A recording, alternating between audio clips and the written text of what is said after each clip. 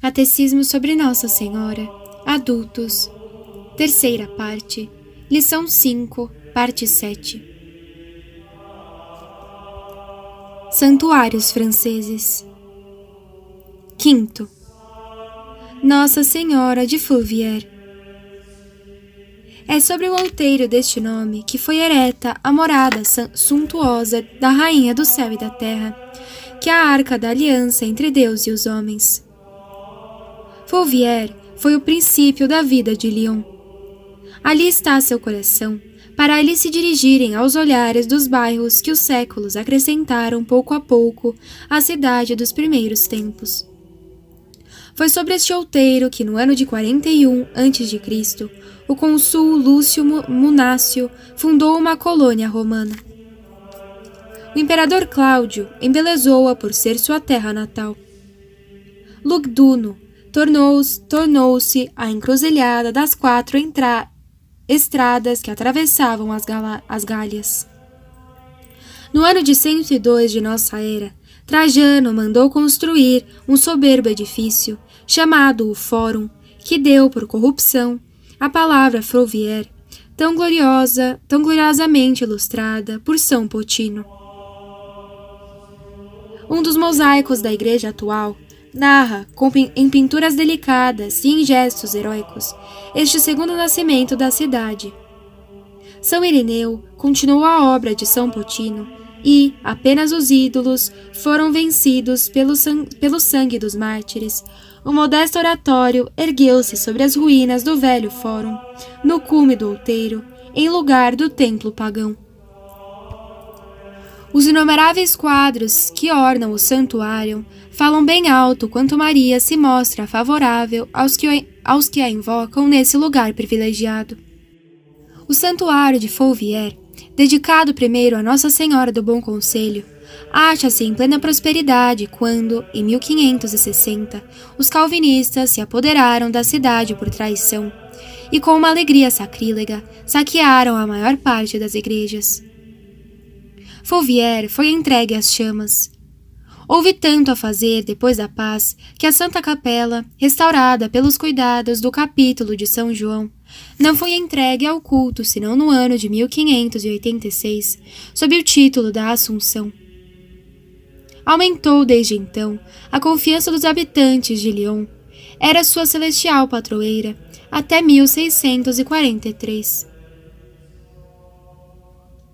Por isso, quando a peste assolava a Europa no princípio do século XVII, todos os olhares dirigiam-se para a Santa Colina. As autoridades municipais, intérpretes do voto geral, comprometeram-se solenemente a subir a pé, todos os anos, a colina de Fourvière, no dia 8 de setembro, festa da Natividade de Nossa Senhora, ouvir missa e oferecer à Santíssima Virgem um escudo de ouro ao sol e um círio votivo, se a cidade fosse preservada. O flagelo desapareceu logo e, desde então, nem a peste, nem sua temível sucessora, a cólera, apareceram mais na cidade. Atendidos e agradecidos, os habitantes de Lyon não se demoraram em substituir o pequeno oratório por uma capela que ainda existe e acima da qual se ergue uma estátua tutelar. Essa capela tem o nome de Antiga Capela e fica ao lado da nova basílica. Vendido como bem nacional, depois entregue aos padres constitucionais, o Santuário de Maria escapou, como por milagre, aos desastres do período revolucionário. No ano de 1805, o Santo Padre, o Papa Pio VII, de passagem por Lyon, purificou-o nele, celebrou o santo sacrifício. Essa data abre para Fourvière uma época de nova prosperidade, constantemente favorecida pela benevolência dos soberanos pontífices. Os lionenses amam profundamente Nossa Senhora, tão boa para a cidade, tão compassiva para as misérias ocultas e os corações que nela confiam.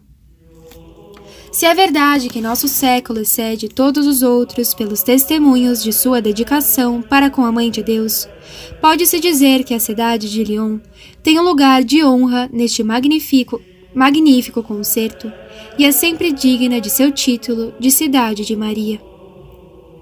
Quem percorreu esta populosa cidade numa noite de 8 de dezembro presenciou o mais belo espetáculo que se possa imaginar. A iluminação feérica é o triunfo, anualmente repetido, que Lyon concede à sua augusta protetora, desde o dia 8 de dezembro de 1852, dia em que foi acabado o campanário. Outro testemunho da piedade dos lionenses para com Nossa Senhora é o esplêndido santuário que acabam de erigir ao lado da antiga capela, em consequência de um voto feito durante a Guerra Franco-Alemã. Honrado pelo Papa Leão XIII com o título de Basílica, consagrado solenemente por Sua Eminência, o Senhor Cardeal Collier, arcebispo de Lyon, a 16 de junho de 1896, em presença de Sua Eminência, o Senhor Cardeal Richard, arcebispo de Paris, de 28 outros prelados e de uma multidão inumerável de peregrinos, o novo Santuário de Maria ficará a grandiosa obra-prima do arquiteto Boussin e um dos monumentos religiosos mais notáveis de nossa época. No pensamento de seu autor, a Basílica de Fourvière deve exprimir a defesa mística da cidade que domina e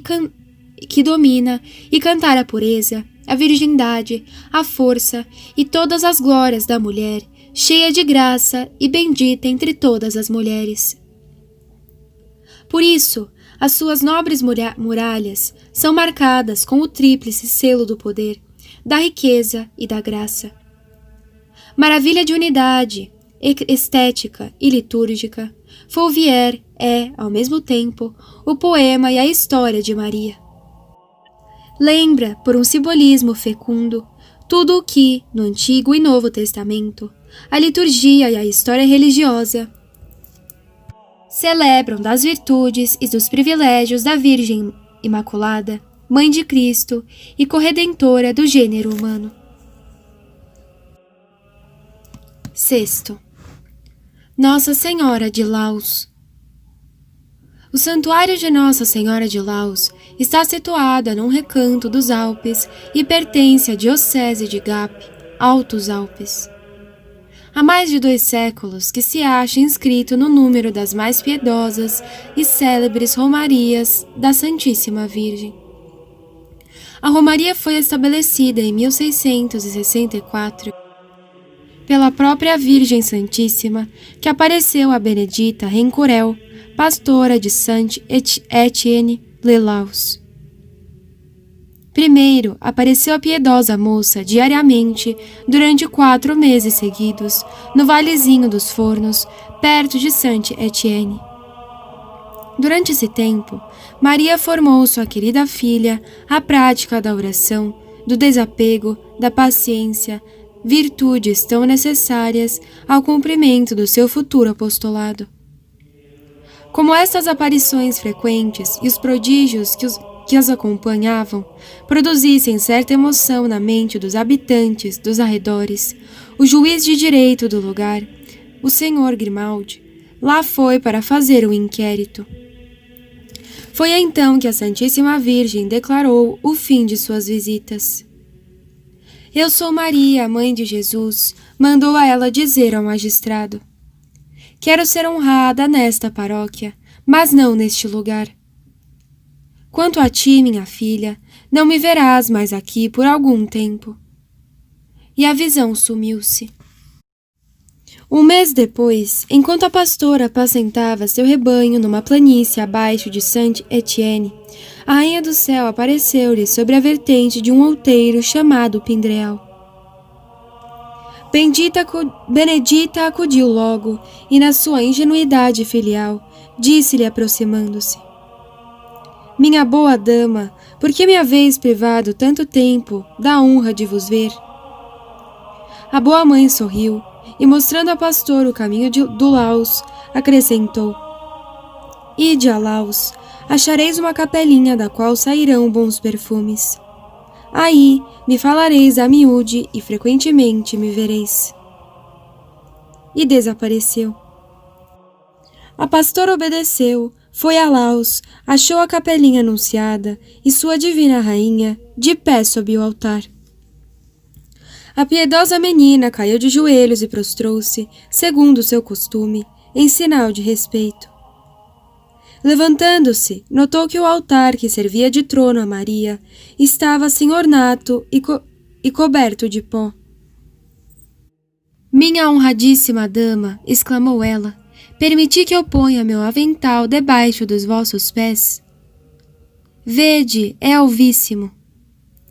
Não, guarda-o, responde a Virgem Mãe. Como irmã Benedita se lamentava da extrema pobreza da capela, que sua boa mãe acabava de escolher por domicílio, a Rainha do Céu responde-lhe: Paciência, daqui a pouco não faltará nada aqui. Nem roupa branca, nem toalhas do altar, nem círios, nem paramentos. Quero que se construa neste lugar uma grande igreja com uma habitação para alguns sacerdotes residentes.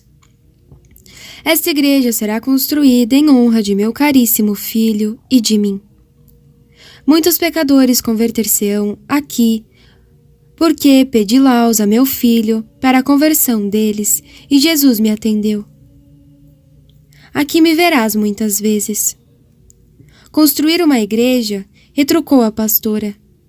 Mas aqui não há dinheiro que chegue para isto. Será preciso a senhora ficar nesta capela como ela está. Calma, calma, disse a Mãe de Deus.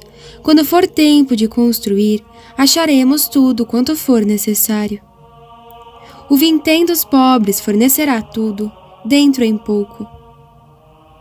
4 anos depois, a igreja estava acabada.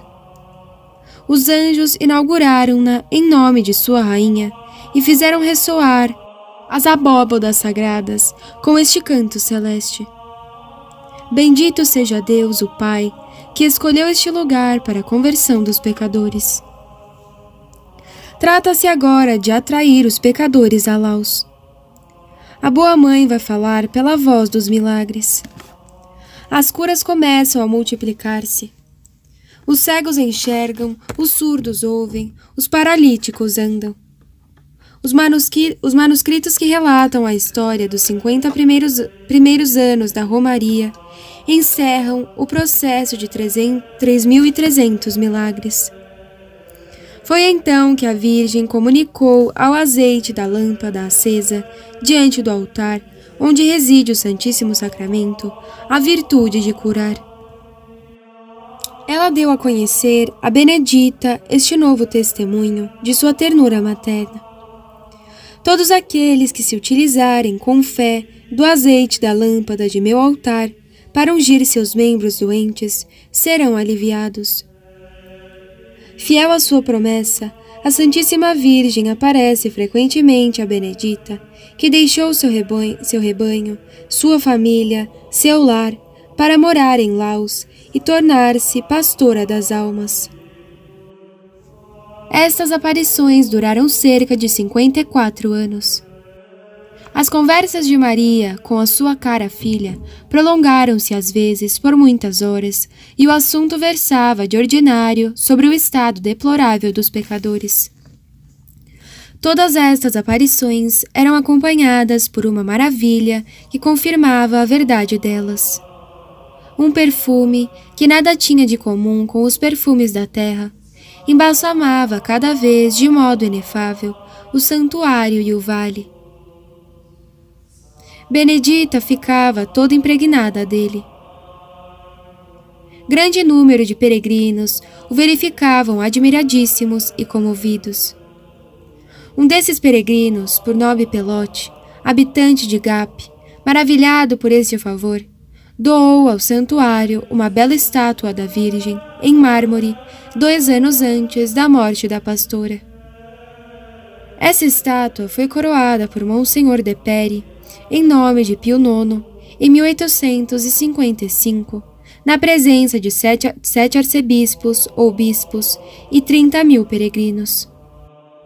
Outra maravilha de Laos era a pastora, que todos queriam ver e interrogar. Tinha recebido de sua augusta rainha o privilégio de ler no fundo dos corações. A este dom juntava-se o de profecia e um zelo imenso pelas almas. Sob a inspiração de sua boa mãe, tinha se oferecido a Deus como vítima pelos pecadores. Por isso, sua vida não era senão jejum, oração e penitência contínua. Todas suas orações e mortificações não bastavam ainda a seu coração, santamente apaixonado pela salvação das almas.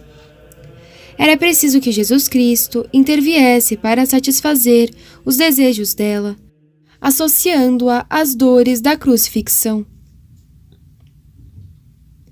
Muitas vezes o bom mestre apareceu-lhe pregado à cruz, ensanguentado, agonizante, tal qual esteve sobre o Calvário. Numa dessas aparições, o Salvador disse-lhe: Apresento-me hoje a ti, para fazer-te participar de minha paixão. Desde este momento, a piedosa menina foi realmente crucificada, uma vez por semana, isto é, desde a quinta-feira, às 16 horas, até às 9 horas do sábado. Ela ficava estendida sobre sua cama, os braços em cruz, os pés um sobre o outro, suportando terríveis sofrimentos. Esta espécie de martírio durou 15 anos.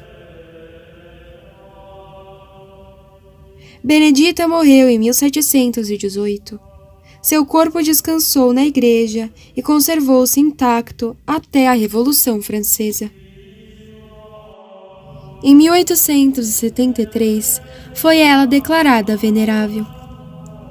Não há dúvida que em breve a chamaremos bem-aventurada, pois seus ossos, segundo uma revelação da Santíssima Virgem, devem fazer numerosos e estupendos milagres.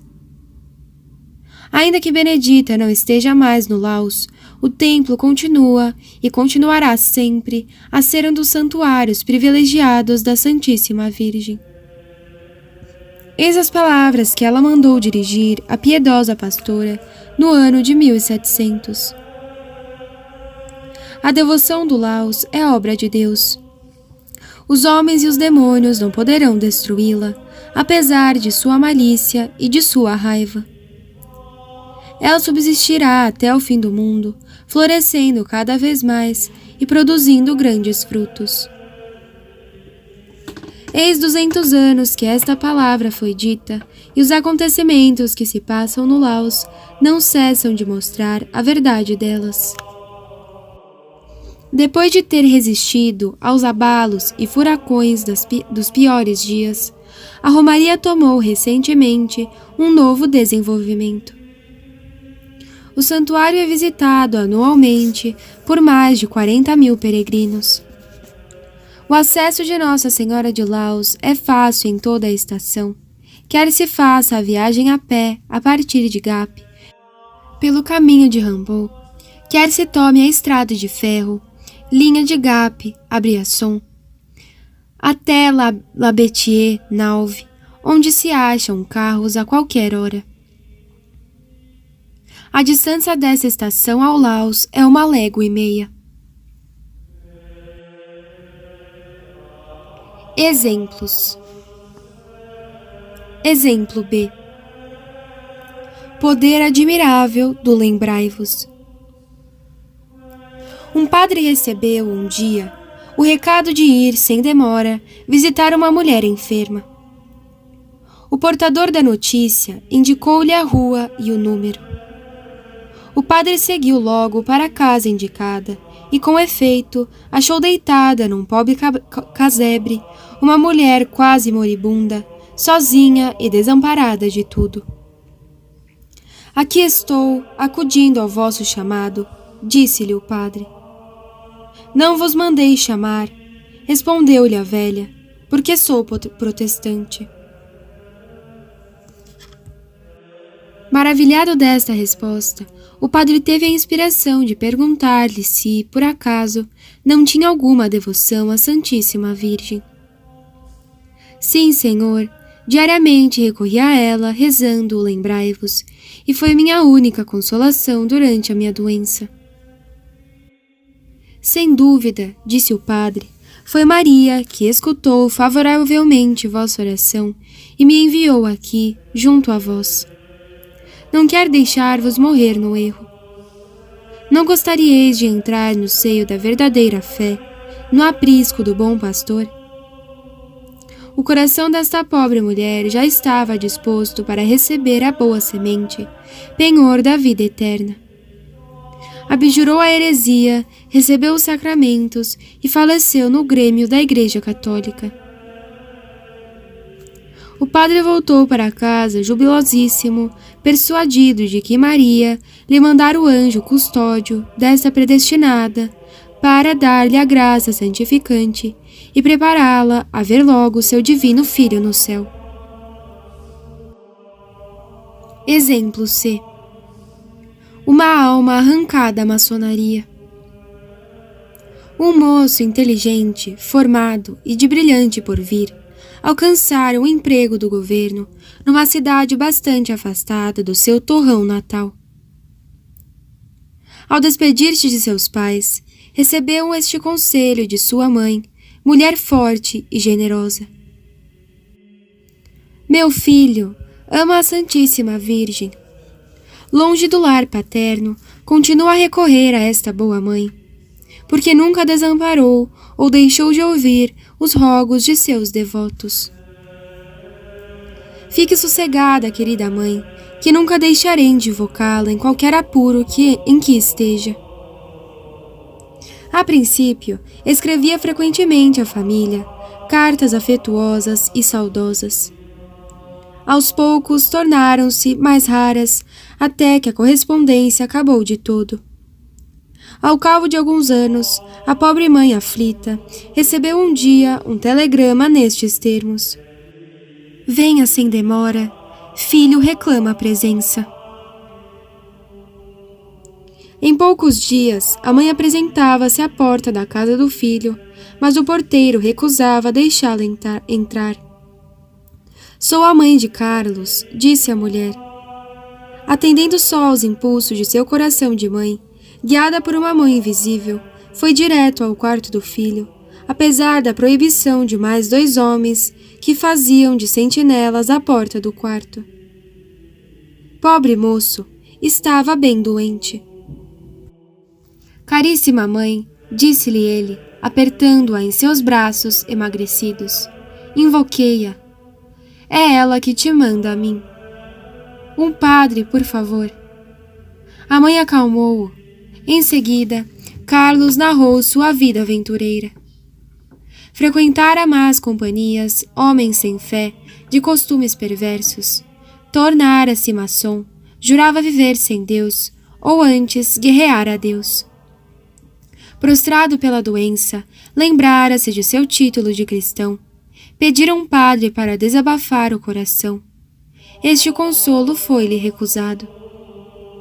2 falsos amigos desempenharam o papel de tenentes de Satanás para impedir o padre de chegar até ele.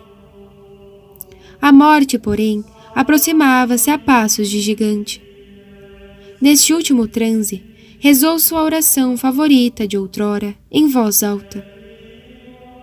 A dona da pensão ouviu-o, entrou no quarto na ausência dos 2 maçons e, comovida até as lágrimas pelo estado do moço, passou o telegrama à mãe, que, chegando ainda a tempo, teve a felicidade de repelir os 2 falsos amigos. Um padre chamado às pressas recebeu a confissão do doente e animou-o a suportar com resignação os seus sofrimentos. 2 dias depois, o pobre moço faleceu nos afagos maternos. Este fato prova, mais uma vez, que Maria é a grande protetora dos desamparados. Exemplo D. Oração eficacíssima a Maria. Quem não conhece a eficácia da valiosa invocação, ó minha soberana e minha mãe, atribuída ao padre Zushi, religioso da Companhia de Jesus e homem de afamada santidade.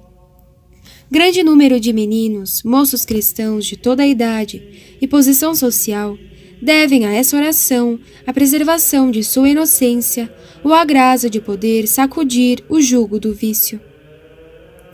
Desde a mocidade, o padre Zushi foi consagrado à pregação e durante largos anos chegou a pregar até 34 vezes na semana.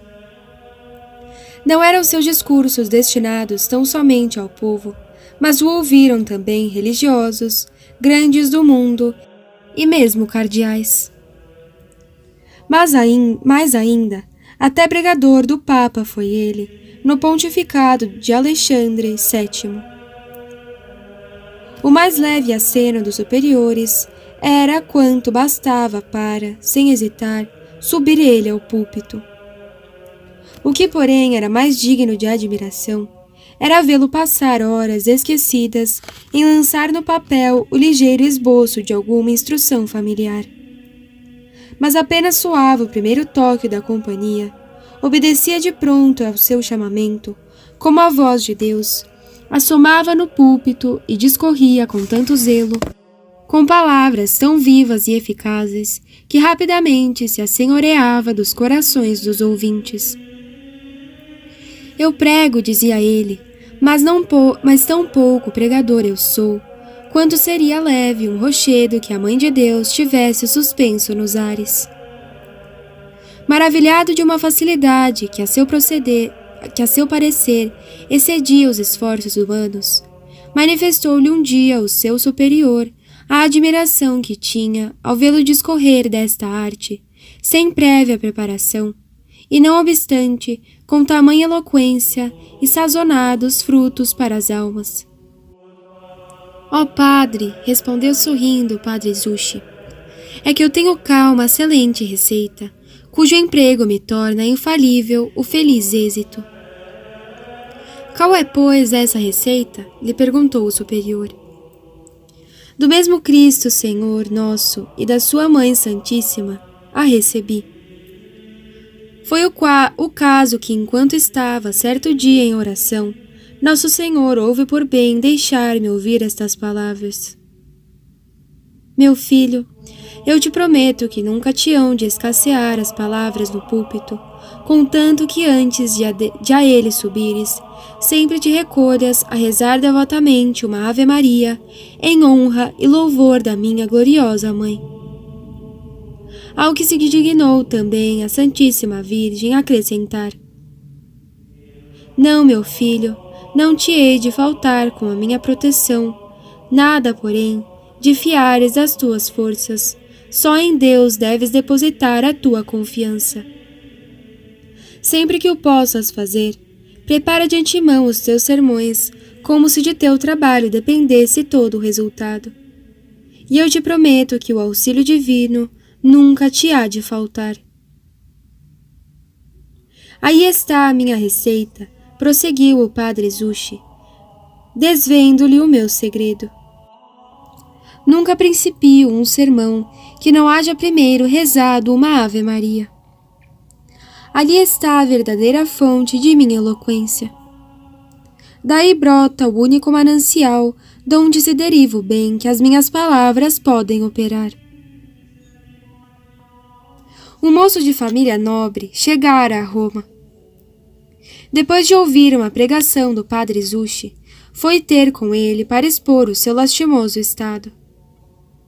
Apesar de ter o desejo de mudar de vida, não sentia bastante coragem para largar as afeições desordenadas. Para a salvação de sua alma, quero dar-lhe Maria Santíssima por soberana e por mãe. Se o Senhor aceitar minha proposta e mostrar-se verdadeiro filho de Maria, estou certo de que esta boa mãe o auxiliará de tal modo que ficará salvo das garras do demônio. Peço-lhe apenas que reze uma Ave Maria diariamente, ao levantar-se, e acrescente: Ó minha soberana e minha mãe, eu me ofereço todo a vós. E, em prova de minha devoção para convosco, eu vos consagro hoje meus olhos, meus ouvidos, minha boca, o meu coração, todo o meu ser. E porque sou vosso, a incomparável Mãe, guardai-me e defendei-me como coisa e propriedade vossa.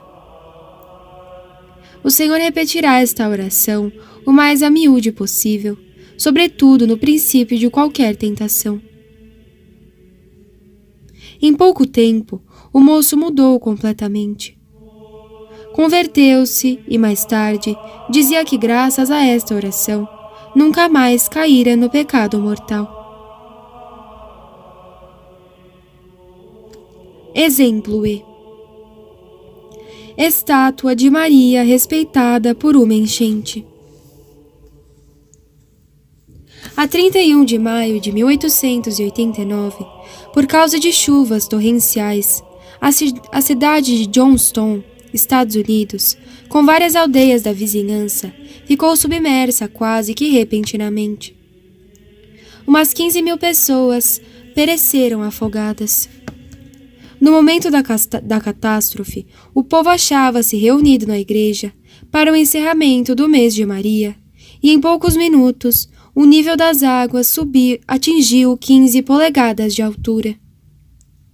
A água estragou tudo, com exceção da estátua de Maria, que ficou ornada e enfeitada como a colocaram no dia da abertura do mês de Maria. As flores, as coroas, até o véu de renda, tudo estava limpo e intacto.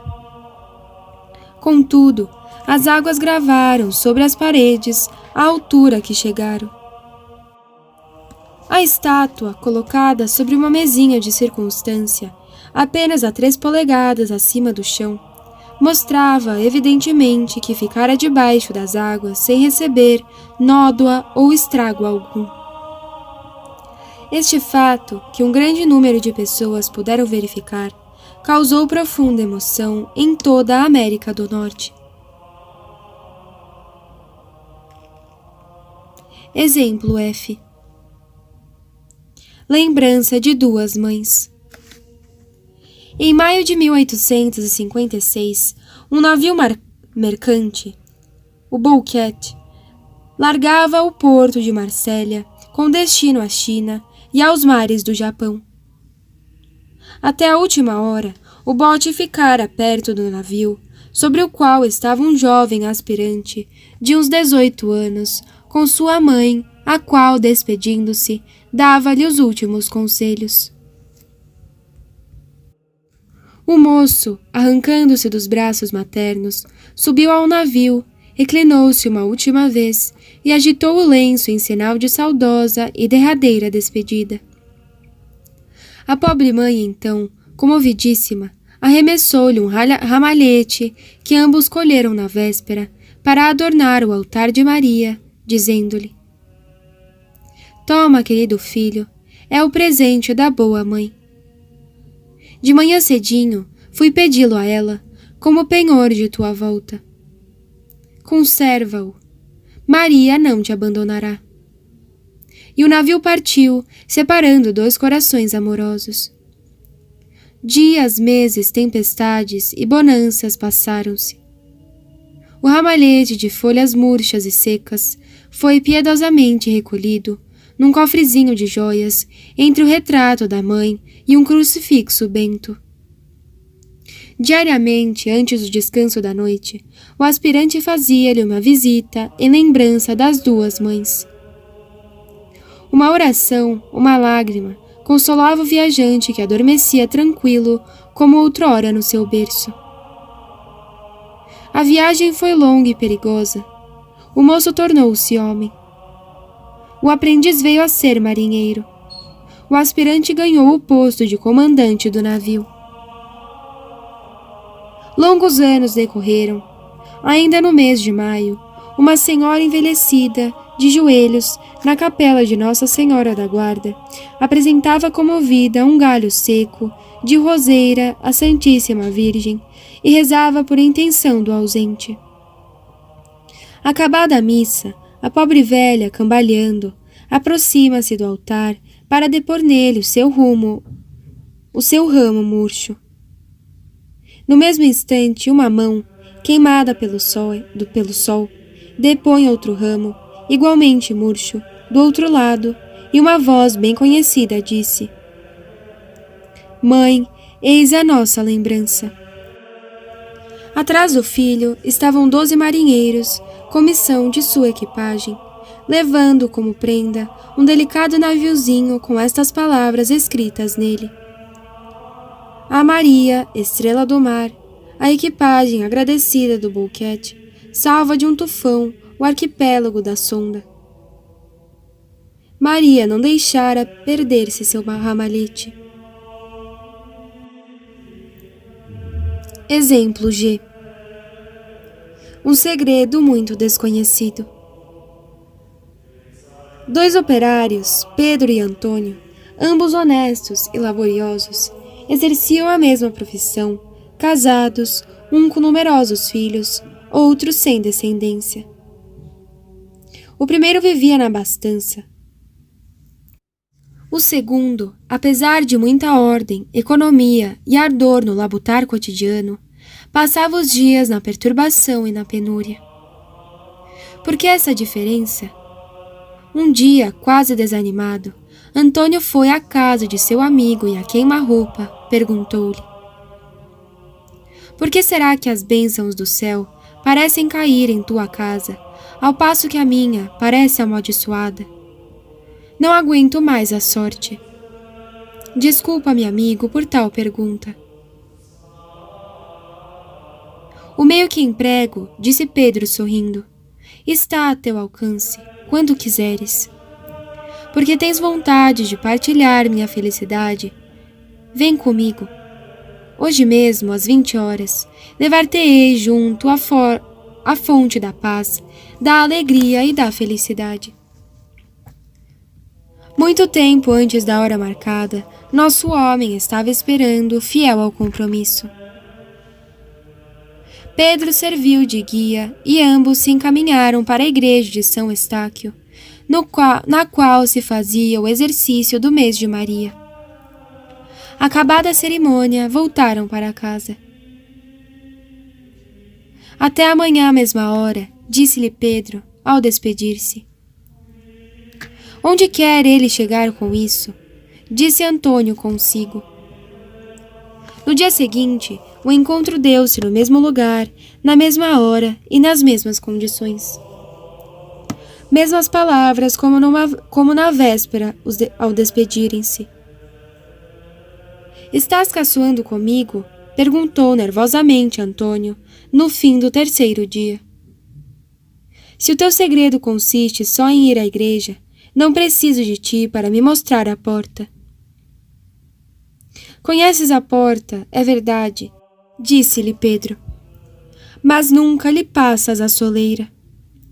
Quanto a mim, não deixo passar nem sequer um dia sem ir rezar ao pé dos altares e experimento que não é tempo perdido. Mas cumpre trabalhar para viver, disse Antônio. Justamente, eis o ponto no qual estava aflito para chegar. Como cumpre viver neste mundo, é justíssimo suplicar diariamente o dispensador de todos os bens, adorá-lo junto ao tabernáculo no qual reside, a fim de não sermos esquecidos na distribuição dos benefícios diários. Devemos pedir-lhe que abençoe nossa jornada e faça frutificar nosso trabalho. Eis o meu segredo. Experimenta-o e aposto que ficará satisfeito.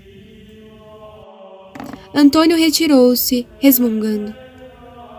Porém, recebera outrora uma educação cristã, e refletindo sobre essas palavras e o exemplo de seu vizinho, lembrou-se do poder e da bondade daquela que se chama auxílio dos cristãos, de quem infelizmente se esquecera desde longos anos. Compreendeu então quão abundante podia ser esta fonte, a qual Pedro atribuía o bom êxito de seus trabalhos. Tomou, por sua vez, o invejável costume de ir diariamente à igreja, com o fim de levar a Jesus e a Maria as primícias do dia. Naquela hora em diante, A mão de Deus protegeu-o visivelmente. Pagou ele suas dívidas com o fruto de seus suores. A alegria, a prosperidade e a felicidade tomaram assento no seu lar.